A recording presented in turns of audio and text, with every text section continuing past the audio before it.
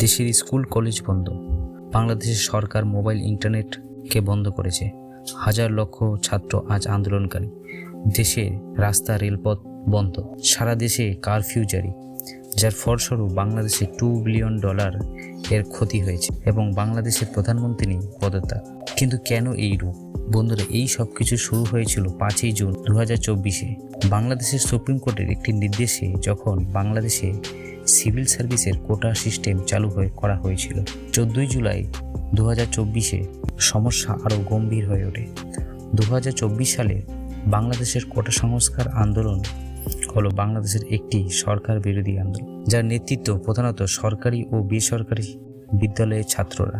প্রাথমিকভাবে সরকারি চাকরিতে নিয়োগের জন্য কোটাভিত্তিক ব্যবস্থা পুনর্গঠনের জন্য চালু করা হয়েছিল।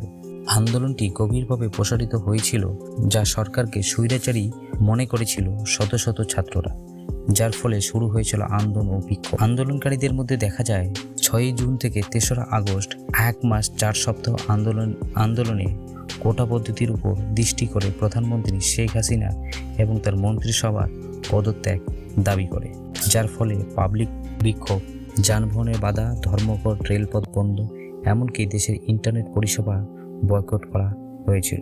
সুপ্রিম কোর্টের বিভাগে 93% সরকারি চাকরির নির্দেশ হওয়ার ফলেও বিক্ষোভে প্রাণহানির ঘটনা ঘটেছে।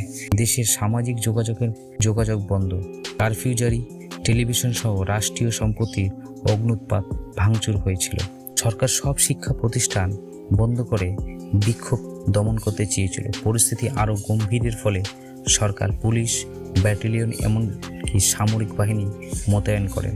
দেশব্যাপী শুট আউট, কারফিউ জারি হয়, এমনকি ফেসবুক, ইন্টারনেট, হোয়াটসঅ্যাপ সামাজিক যোগাযোগের মাধ্যম বন্ধ করে। দেশের বিভিন্ন অংশে প্রায় 11,000 জনের বেশি গ্রেপ্তার হয় ও 300 জনের বেশি মারা যায়।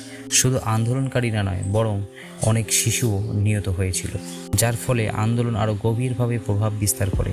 শেখ মুজিবুর কন্যা তথা বাংলাদেশের প্রধানমন্ত্রী পদত্যাগ করেন।